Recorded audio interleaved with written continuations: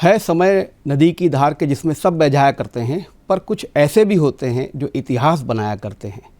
मध्य प्रदेश के मुख्यमंत्री डॉक्टर मोहन यादव पर यह पंक्तियां सटीक हैं। उन्होंने अपने कार्यकाल के उत्तरार्ध में जिस तरीके के नवाचार किए हैं और जो काम किए हैं, उससे मध्य प्रदेश के अभ्युदय की नींव दिखाई देती है। उनके ये कार्यकाल का मध्याह्न चल रहा है और हम उत्तरार्ध की ओर जा रहे हैं। हमारे साथ मुख्यमंत्री डॉक्टर मोहन यादव मौजूद हैं और हम उनसे समझेंगे कि पूर्वार्ध में किस तरीके की चुनौतियां थी और उत्तरार्ध में वो किस तरीके के नवाचार करने वाले हैं। और सबसे महत्वपूर्ण कि पूरे विश्व की निगाहें प्रयागराज के कुंभ के बाद सिंहस्थ पर के कुंभ महाकुंभ पर लगी हुई हैं, उनको लेकर उनकी क्या तैयारी हैं। मुख्यमंत्री जी, आपका बहुत बहुत स्वागत है। सबसे पहले यही समझना चाहेंगे कि अभ्युदय मध्य प्रदेश, पहले स्वर्णिम मध्य प्रदेश, फिर विकसित मध्य प्रदेश और अभ्युदय मध्य प्रदेश, ये किस तरीके से इन सबसे अलग है और क्या योजना है इसमें? देखिए, हमारे राज्य की सरकार के गठन के साथ ही माननीय प्रधानमंत्री जी का शासन करने का जो उत्कृष्ट उदाहरण है, वो मॉडल हमारे सामने है। हमने जीवन के जन कल्याण के सारे कामों के साथ साथ अधोसंरचना पे भी काम किया। हमारे राज्य के अंदर की जो अच्छाइयाँ उनको लिस्टेड करते हुए उस दिशा में भी काम किया।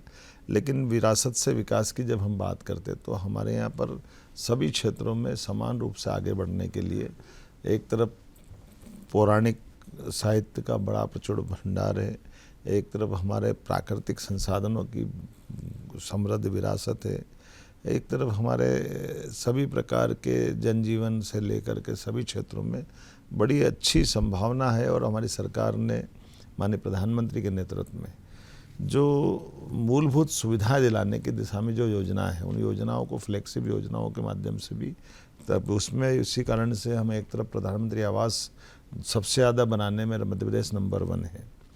हमारी जो रोज़गार की दिशा में एक बहुत अच्छी योजना है, जिसमें हम लघु मुद्रा योजना से कई लोगों को लाभान्वित करा देते हैं। गेहूं उपार्जन से लगा करके सभी क्षेत्रों में, इसलिए हम समान रूप से नंबर 1 में कई जगह हैं। जल रचनाओं को लेकर के निर्माण में सब प्रकार की जल संरचनाओं के दृष्टि से देश के अंदर नंबर 1 की स्थिति में हमें। दूसरा, मुख्यमंत्री जी, सामान्यतः सरकार 5 साल काम करती है, लेकिन जैसा लक्ष्य लेके आप काम करते हैं, आपने ये पहली बार ही देख रहा हूँ कि हर वर्ष को आप किसी एक विषय पर केंद्रित कर रहे हैं। तो एक तो ये आइडिया और आप इसकी उपलब्धियाँ किस तरीके से देख रहे हैं? देखिए, माननीय प्रधानमंत्री जी का बहुत आदर्श शासन करने का तरीका और उनके आइडिया भी हैं। उन्होंने जब जीवन के विकास के मामले में मनुष्य के एक तरह से 4 श्रेणी बांट दी, उसमें गरीब, महिला, युवा, किसान, तो चारों श्रेणियों को हमने 4 वर्षों के शासनकाल से जोड़ दिया। और मुझे इस बात का संतोष है कि हमने समग्र रूप से, जैसे बीता वर्ष 2025 हमने गरीब के लिए, अर्थात गरीब का मतलब रोजगार की आवश्यकता है, तो रोजगार और उद्योग वर्ष के नाते से उसको मनाया था।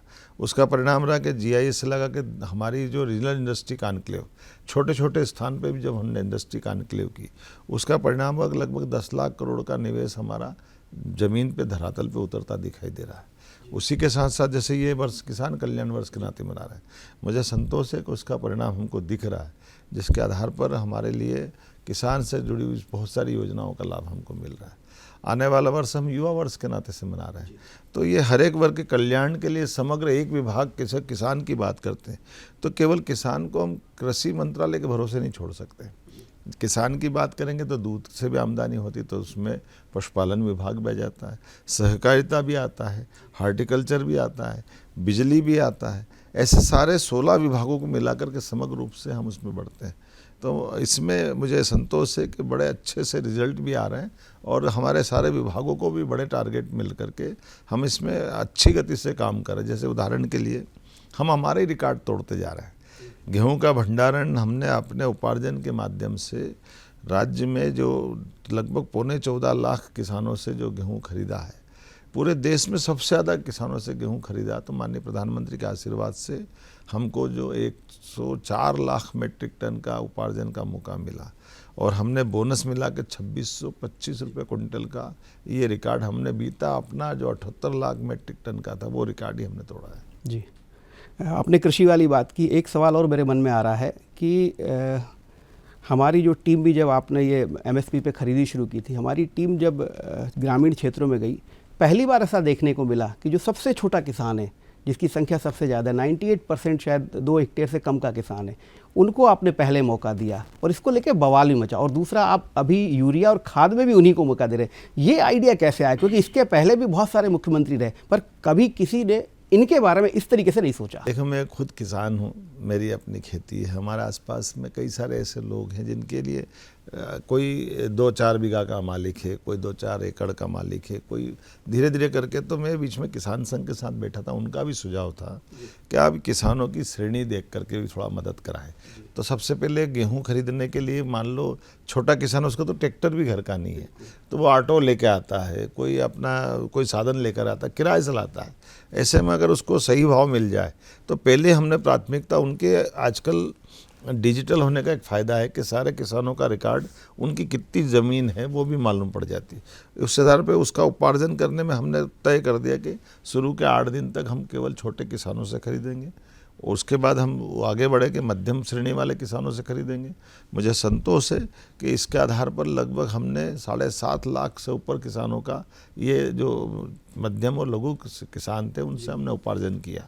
बाद में ये बात भी सही कि धीरे धीरे करके मंडी भी उठती गई, लेकिन फिर भी हमने अपने तरफ से जो हमारा रिकॉर्ड था, हमने 100 लाख मेट्रिक टन की टारगेट रखा था। इस बार गेहूँ की फसल बहुत अच्छी थी, लेकिन उसके बाद भी अगर 104 लाख से ऊपर भी जो गेहूं आई, हमने गेहूं को खरीदने का काम किया कि ठीक है भाई, चलो, हमको कोई परेशानी नहीं है।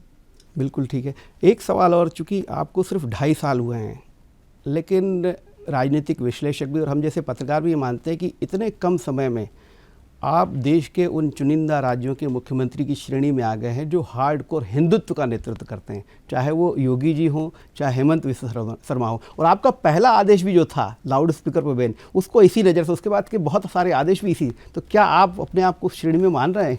देखिए, मुझे एक बात बताओ, हर एक को अपने धर्म पे गर्व होना चाहिए। तो मुझे इस बात पे, मेरे अपने लिए मगर कोई कहे तो मुझे, मैं कहूँ, गर्व से कहूँ मैं हिंदू हूँ, मुझे इस बात पे कोई संकोच नहीं। लेकिन ये बात भी सही है कि हमारे राज्य के अंदर हम किसी भी धर्म के लिए दुर्भावना नहीं रखते हैं। हम सबका साथ सबका विकास, माननीय प्रधानमंत्री के घोषवाक्य को जब लेके चलते हैं, तो हम हर एक को समानता की निगाह से देखते हैं। शासन की अम्ब्रेला में कानून का अगर पालन करना है तो सभी धर्मों के लोगों को पालन करना चाहिए। मुझे इस बात का संतोष है कि इसी कारण से आज लगभग 2.5 साल में हमारे शासन में किसी को ऐसी कोई नौबत नहीं आई कि हमको कोई दूसरे प्रकार का शासन का पक्ष लेके जाना पड़ा। लेकिन मुझे इस बात का भी संतोष है कि आने वाले समय में हम अपने राज्य के अंदर की जो विरासत से विकास की बात कर रहे हैं, तो हम उन सारे भाव को लेके भी आगे बढ़ रहे हैं, जिसके कारण से मध्य प्रदेश की अतीत की गौरवशाली परंपरा रही, उससे हम परिचित कराएंगे। लेकिन एक अच्छी बात ये भी है कि अगर हमने अपने राज्य के अंदर न्यायालयों के निर्णयों का सम्मान करने की परंपरा भी जारी रखी है। तो 500 साल बाद भगवान राम का अयोध्या का मंदिर धूमधाम से न्यायालय के निर्णय के परिपालन में पूरे देश ने एक्सेप्ट किया। मैं अपने राज्य में भी अपने धार के सभी बंधुओं का, चाहे वो किसी धर्म के भी हो, न्यायालय ने निर्णय दिया और हमारे सरकार के माध्यम से उस निर्णय का परिपालन कराया। तो एक तरह से ऐसे ही जब इस निर्णय के पहले 4 साल में एक बार जब वसंत पंचमी आती है, तो दोनों धर्मों के लोगों ने पूजा हिंदू समाज ने की, नमाज मुस्लिम समाज ने पढ़ी।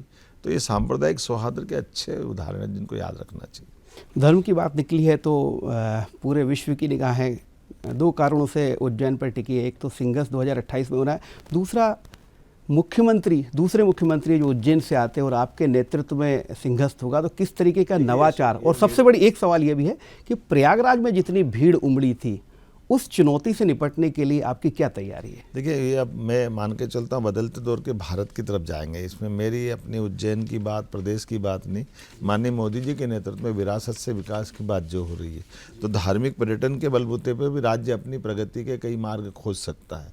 इसलिए माननीय प्रधानमंत्री के नेतृत्व में हम उस प्रकार से काम कर रहे हैं कि आने वाले यात्रियों को कोई कष्ट न हो, उनके प्रबंधन वो सारा प्रयास कर रहे हो। राज्य की इकोनॉमी कैसे बढ़े, लोगों को रोज़गार कैसे मिले, इसलिए पूरे राज्य के दृष्टि से, और ये विश्व का सबसे बड़ा मेला है, तो हम उस प्रकार से माननीय प्रधानमंत्री के मार्गदर्शन में उस दिशा में आगे बढ़ रहे हैं और वो सारे प्रबंधन कर रहे हैं, जिसके कारण से ये आने वाले समय में मिसाल बनेगा, उदाहरण बनेगा।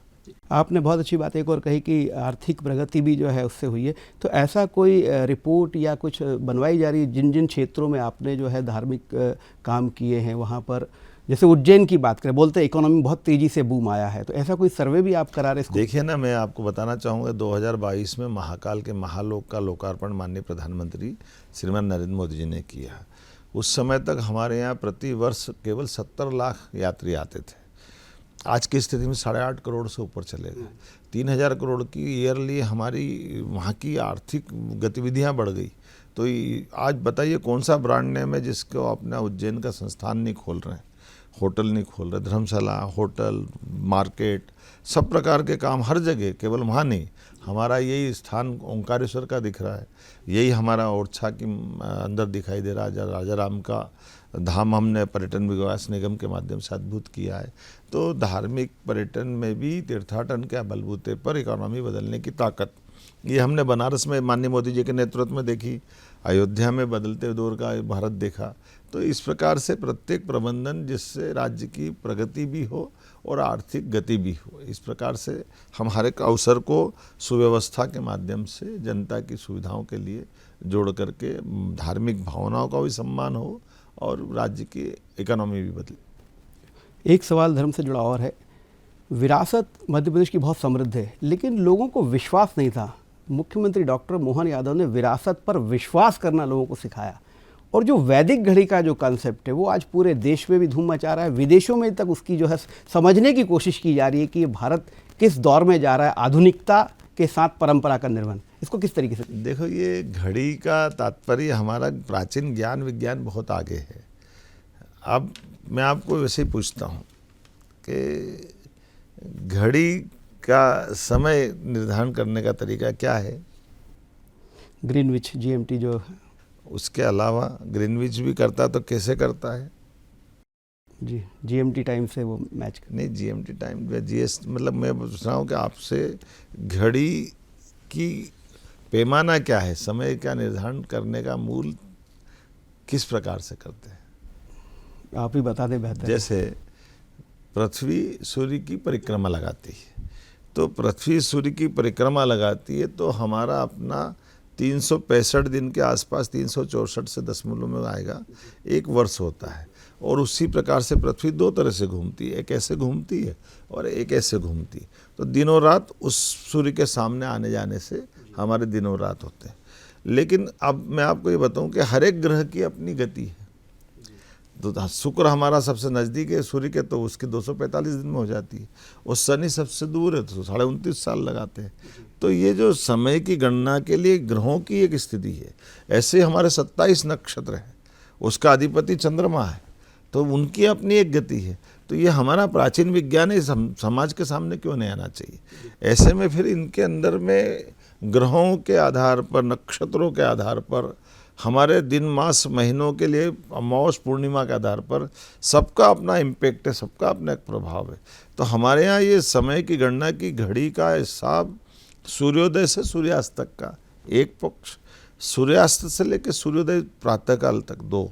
तो वैदिक घड़ी में हर एक, जैसे हमारे यहाँ अभी आमतौर पर अभी ग्रीनविच की घड़ी के हिसाब से चलेंगे तो 60 मिनट का 1 घंटा मानते हैं, लेकिन उसमें हमारे प्राचीन वैदिक ज्ञान में 48 मिनट का, 47 मिनट का हमारा वो एक मुहूर्त होता है। और एक दिन का मुहूर्त 15 मुहूर्त से एक दिन पूरा हो जाता है और 15 मुहूर्त से रात हो जाती है। तो ये एक प्राचीन ज्ञान है जिसके बलबूते पर आज हमारे पंचांगकर्ता कोई भी पंडित जी 2000 साल पहले से लेकर 10,000 साल पहले तक का सूर्य ग्रहण कब हुआ था, चंद्र ग्रहण कब हुआ, तुरंत निकाल देगा। तो ये प्राचीन विज्ञान, इसको स्थापित क्यों नहीं होना चाहिए? इसलिए ऐसे कई कामों को हमारी सरकार काम कर रही है और आजकल इनको सिलेबस में भी स्थान दिया। वैदिक गणित से समय गणना के अलावा भी गणित बहुत त्वरित गति से कैसे होता है। तो ये ऐसे आज के समय में इन सब बातों पे काम करने की ज़रूरत है। हमारी सरकार गंभीरता से सब पे काम कर रही है। जब आप शिक्षा मंत्री थे मध्य प्रदेश के, तब आपने पहली वैदिक घड़ी उज्जैन में लगाई, फिर आप मुख्यमंत्री बने, घड़ी भोपाल निवास पे लगी, एक घड़ी काशी में लगी, प्रधानमंत्री ने उसका अवलोकन, और कहाँ कहाँ ये घड़ी जाने वाली है। देखिए, ये घड़ी लगती रहेगी। हमको आनंद है कि समय गणना को लेकर के जो प्राचीन विज्ञान की बात है वो आने वाले ऐप में भी आएगी। अब अपने अपने घड़ी के लिए देश दुनिया में बैठ करके भी समय गणना की शुद्धता की हर एक को जानकारी होना चाहिए। तो इस तरह के प्रयोग से तो हम आपस में शेयर करना ही चाहिए। और हम ये एक तरह से बड़ी घड़ी की अगर बात कर रहे हैं तो 12 ही ज्योतिर्लिंग पे, 51 शक्तिपीठ पे जहाँ तक बनेगा हम हर एक स्थान पर, क्योंकि ये हमारी देश की और माननीय प्रधानमंत्री की ये बदलते दौर के भारत की पहचान है कि हम अपने इस प्रकार की बातों से हमारे उस प्राचीन मान्यता को और पुष्ट करें। बिल्कुल, क्योंकि हमारे रिपोर्टर्स बताते हैं कि काशी में बहुत बड़ा सेल्फी पॉइंट है ये। एक पॉलिटिकल सवाल मेरे मन में आ रहा है कि एक बात कही जाती थी कि कांग्रेस मुक्त भारत की कल्पना बात कही गई थी, लेकिन मध्य प्रदेश में अगर आपने जब से नेतृत्व संभाला है तो 2024 में आपने क्लीन स्वीप किया, लोकसभा में पहली बार हुआ, और अभी जो राज्यसभा का चुनाव हुआ उसमें भी आपने कांग्रेस को चारा। तो ये क्या क्लीन जो कांग्रेस मुक्त मध्य प्रदेश में अभियान शुरू हो चुका है मोहन यादव जी के नेतृत्व में? देखिए, मैं ऐसा नहीं कहता हूँ। हमारे विचार को बढ़ाने का समय है और हम उस दिशा में आगे बढ़ रहे हैं। हम किसी को नहीं देखते हैं, लेकिन ये बात सही है, यशस्वी प्रधानमंत्री के नेतृत्व में जब वो प्रधानमंत्री बनने के लिए तरफ बढ़े हैं। आप याद करो पॉलिटिकल सीन को, 2004 के पहले हमारी 3 बार माननीय अटल बिहारी वाजपेयी जी के नेतृत्व में सरकार बन चुकी थी, लेकिन लोकतंत्र है, बाद में कोई बात नहीं, हमारी 4 में भी और 9 में सरकार नहीं बनी। लेकिन प्रधानमंत्री श्रीमान नरेंद्र मोदी जी अपने शासन से गुजरात को मॉडल के रूप में दुनिया के सामने स्थापित कर चुके थे। हम याद करें उस समय के माननीय प्रधानमंत्री जी को अमेरिका ने वीज़ा नहीं दिया था, और आज वैश्विक दृश्य देखो, 12 साल में भारत कहाँ से कहाँ चला गया। आज प्रधानमंत्री के अमेरिका के कौन से राष्ट्रपति जो माननीय मोदी जी को याद नहीं करते हैं, उनके शासन की अच्छाइयों को नहीं बताते हैं, उनके व्यक्तिगत जीवन को। और केवल राष्ट्रपति अमेरिका नहीं, दुनिया के 200 से ज़्यादा देश हैं, लेकिन हर कोई चाहता है कि मोदी जी से उनके शासन की विशेषताओं के साथ व्यक्तिगत संबंध अच्छे हों। इसलिए आज 37 से ज़्यादा देश के लोगों ने अपना सर्वोच्च सम्मान माननीय मोदी जी को दिया। हमारे लिए गर्व की बात है, वो मोदी जी का नहीं है, मोदी जी के माध्यम से पूरे देश को गौरवान्वित होने का मौका है। हम जब आपके विभाग देखते हैं तो हमको एक बड़ा आश्चर्य होता है कि एक विज्ञान प्रौद्योगिकी जैसा बहुत छोटा सा विभाग आप रखते हैं। ये आपकी रुचि, और हमने ये भी सुना है कि उस पर आप बहुत काम भी करते हैं। देखिए, ये बात सही है कि ये समय बदल गया है। इस समय में डिजिटल युग में विज्ञान में आईटी का, डीप टेक टेक्नोलॉजी का, साइंस टेक्नोलॉजी का, और ये हमारे देश में इन सारी बातों को पुनर्स्थापित करने का दौर माननीय मोदी जी के शासनकाल से स्टार्ट हुआ है। उन्होंने अपने शासन में वो सारी चीज़ें स्थापित की थी। अब उसी बात को हम आगे बढ़ाते हुए, ये बात सही कि नवाचार की दुनिया में आने वाले समय में नई टेक्नोलॉजी को अपनाने के लिए, उसके माध्यम से जनता के जन कल्याण के कामों को नीचे तक सरलता से स्थापित करने के लिए ऐसे विभागों पे ध्यान देने की ज़रूरत है। इसलिए मैंने ऐसे विभाग को अपने पास रख करके, मुझे इस बात की प्रसन्नता है कि साइंस टेक्नोलॉजी के माध्यम से लोगों को रोज़गार भी मिल रहे हैं, नवाचार भी हो रहे हैं, और जन कल्याणकारी योजनाओं को नीचे तक उतारने में ताकत भी मिल रही है, सरलता भी हो रही है। एक सवाल और मेरे मन में है कि उज्जैन का प्राचीन वैभव अवंतिका महाजनपद के रूप में रहा है, बड़ी समृद्ध महाजनपद रही है। आप मुख्यमंत्री हैं और उज्जैन से ही आते हैं, क्या आपके मन में कोई विचार है कि उज्जैनी का जो महाजनपद का पुराना वैभव है उसको स्थापित करने का कोई प्रयास करेगा, या कोई योजना है? आपसे मैं अगर पूछूं कि अवंती जनपद अगर आप बात कर रहे हैं तो हमको अवंती जनपद की सीमाओं पे जाना पड़ेगा। तो उस समय के जनपदों में से महाजनपद जो था, एक पाटलिपुत्र था और एक अवंती जनपद। तो अवंती जनपद उज्जैन नहीं था, वो पूरे देश के अंदर 16 जनपदों में बटा हुआ देश था। तो 16 जनपदों में से वो पूरा प्रदेश और प्रदेश से बाहर का इलाका है। तो मुझे गर्व है कि माननीय प्रधानमंत्री का और आप सबके भगवान के बाबा महाकाल का आशीर्वाद से हमारी सरकार पूरे राज्य की बेहतरी के लिए काम कर रही है। तो वो एक तरह से राज्य समृद्ध होगा, देश समृद्ध होगा, तो वो काल का अवंती जनपद अपने आप समृद्ध हो जाएगा। जी, जब प्रधानमंत्री जी ने ऊर्जा की बचत की बात कही थी तब सबकी निगाहें आप पर भी थी कि आप क्या करेंगे। आपने एक ई व्हीकल लिया और उसका नंबर VB2047। ये अनायास से विकसित भारत 2047 या आपका ये योजना में शामिल था? कैसे ये नंबर मिला? ये सब आधार फिर माननीय प्रधानमंत्री जी के पास जाता है। माननीय प्रधानमंत्री जी ने शासन करने में दीर्घगामी दृष्टि से सुदीर्घ योजना बना करके बड़ा लक्ष्य लेके चलने का जो उनने अपना विज़न दिया, उसी में उनने कहा कि सरकार 5 साल मत करो। सरकार में 5 साल तो एक टेन्योर है, लेकिन देश तो बड़ा है, तो देश के अंदर बड़े टारगेट लेके चलने की आदत डलना चाहिए। इसलिए नीति आयोग के माध्यम से उन्होंने कहा आने वाले 2047 तक देश को किस रूप में पहुंचाना है। उसमें हो सकता है हम आज जो करेंगे वो नींव का काम होगा, कल कोई और रखेगा, लेकिन सरकार तो रहेगी ना, व्यक्ति बदल जाएगा। इसलिए 2047 के उस टारगेट के आधार पर जब हम बढ़ने की तरफ देखते हैं तो उन्होंने इस बात को कहा कि फिर इसमें दलों की सीमाओं से भी बाहर जाना पड़ेगा, व्यक्तियों से भी बाहर जाना पड़ेगा।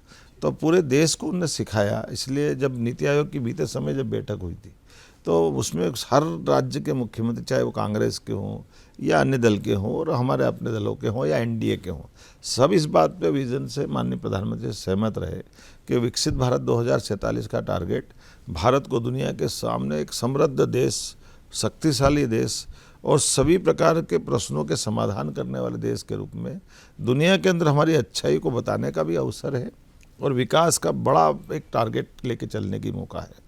तो इसलिए मैं मान के चलता हूँ जब कोई ऐसी चीज़ें बनती है तो गाड़ी का नंबर भी अगर लेते संयोग अच्छा रहा कि विकसित भारत 2047 का संयोग से उसमें VB2047 आ गई है।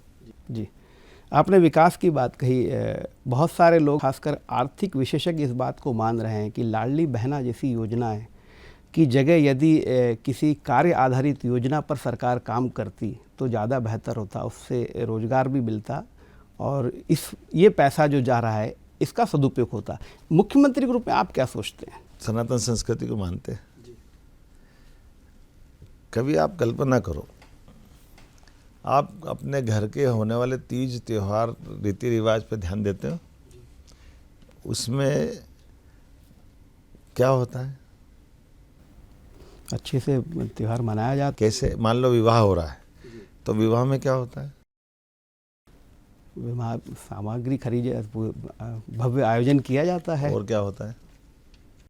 और जो है सबको उपहार दिए जाते हैं, आर्थिक रूप से मदद की जाती है। जो कमज़ोर है उसको भाई आप भी ये वस्त्र ले लो, ये सब है ना। वो क्यों करते हैं? क्योंकि वो कमज़ोर है, उसकी मदद। कमज़ोर का सवाल नहीं। आप दामाद हो तो आपको भी आपके ससुर कुछ न कुछ हाथ में रखते हैं। हाँ, देते हैं ना, बिल्कुल देते हैं। कोई बहन बेटी है उसके भी हाथ में रखते हैं। तो आर्थिक रूप से सबके हाथ में कुछ रहेगा तो वो अपने आप विवाह या वो आयोजन अच्छे से हो जाएगा। तो ये हमारी प्राचीन परंपरा है। ऐसे में हम शासन के माध्यम से अधोसंरचनाएं बहुत अच्छी कर दें, जन कल्याणकारी योजनाएं बहुत अच्छी कर दें, लेकिन उस घर की कल्पना करो जिस घर के अंदर पति कमाता है और वो दारू पी जाता है। ऐसे में हम बहन के हाथ में 1,500 रुपया रख देते हैं तो उस घर के अंदर बड़ी मदद मिलती है। ये उसके बदलाव की कल्पना करना आपको ध्यान में आएगा। उस पैसे से वो दवाई, उस पैसे से बड़े बुजुर्ग की कोई आवश्यकता की पूर्ति, बच्चों की फीस भरना, तो ये जो घरों के अंदर एक तरह से वो इकोनॉमी एक पूरा बदलाव ला रही है। तो जब राज्य की समृद्धि की तरफ हम जा रहे हैं तो समृद्धि केवल हमारे द्वारा योजनाओं के माध्यम से पहुंचाने के बजाय डायरेक्ट बेनिफिट भी तो देना पड़ेगा। और ये हम नहीं, माननीय मोदी जी के माध्यम से भी किसान सम्मान निधि डायरेक्ट उनके खाते में जा रही ना। तो ये जो डायरेक्ट बेनिफिट दे करके उनके माध्यम से भी अवसर दें ताकि वो बचत की आदत भी डालें। मुझे इस बात की प्रसन्नता, लाडली बहना योजनाओं ने कई ने ब्यूटी पार्लर डाला, कोई सिलाई का मशीन ले आया, कुछ अपने घर में गाय भैंस ही ले आए ताकि उससे दूध की आमदनी कर ली। तो जब हमको समृद्धि के मार्ग पे ले जाना है तो हमको समान रूप से सोचना पड़ेगा। मुझे इस बात की प्रसन्नता। हाँ, लेकिन राज्य के अंदर इस योजनाओं के बलबूते पर हम अपने आय के साधन बढ़ाएं, ये योजनाओं को संचालित करने के लिए पर्याप्त धन रखें और विकास के मॉडल पे कोई कॉम्प्रोमाइज़ नहीं करें। मुझे इस बात की प्रसन्नता है। आज तक ये योजना चलाते चलाते लगभग हमने बीती योजना की राशि देते टाइम 60,000 करोड़ की राशि हमने अभी तक बहनों के खाते में पहुंचाई है। और सरकार के माध्यम से किसी विभाग को कोई पैसे की कमी नहीं आने दी, एक भी योजना बंद नहीं की। ये हमारी सरकार की सफलता भी है और ये हमारी प्रतिबद्धता भी कि सभी योजनाओं में पर्याप्त धनराशि दे रहे हैं। जी, विरासत से विकास हालांकि प्रधानमंत्री जी का संकल्प है और आप जो है जिस तरीके से, वो मुझे लगता है पूरे देश में आप सबसे आगे हैं, लेकिन आपने रामवन, कृष्ण पाथे और सरस्वती लोक, इतने सारे लक्ष्य कैसे निर्धारित कर लिए? क्या हो पाएंगे समय से पूरे? क्यों नहीं हो पाएंगे? हमारी सरकार के द्वारा सब विभाग को काम के लिए टारगेट देने की ज़रूरत है। मुझे इस बात की संतोष है कि ये सारी बातें, आप बताओ, भगवान राम ने अगर अयोध्या से कदम बढ़ाए वनवास की तरफ, तो ये मध्य प्रदेश की खूबसूरती है, मध्य प्रदेश और मध्य प्रदेश के लोगों का प्यार है कि भगवान ने 11 वर्ष चित्रकूट में हमारे साथ बिताए। तो जब अयोध्या का धाम अच्छा हुआ तो चित्रकूट क्यों नहीं अच्छा होना चाहिए? जहाँ जहाँ उन्हें चरण धरे, माँ तीर्थ की यात्रा होना चाहिए, तीर्थ के रूप में विकसित होना चाहिए। भगवान कृष्ण ने कंस को मारा, लेकिन शिक्षा ग्रहण करने वो मध्य प्रदेश की धरती पे आए। तो उनका वो सांदीपनी आश्रम, उनका मध्य प्रदेश में समय गुजारना, वो क्यों तीर्थ नहीं बनना चाहिए? तो हमने अपने धार्मिक पर्यटन को बढ़ावा देते हुए इस तरह से आगे बढ़ना। और केवल ये नहीं, मेरे तो इतना ही मानना है कि ऐसे हर एक क्षेत्र के अंदर जब हम अपने फूड बास्केट के रूप में भूमिका देखते हैं, तो नदी जोड़ो अभियान के माध्यम से बुंदेलखंड की गरीबी दूर करने के लिए प्रधानमंत्री के उस नदी जोड़ो अभियान के साथ क्यों नहीं जुड़ना चाहिए?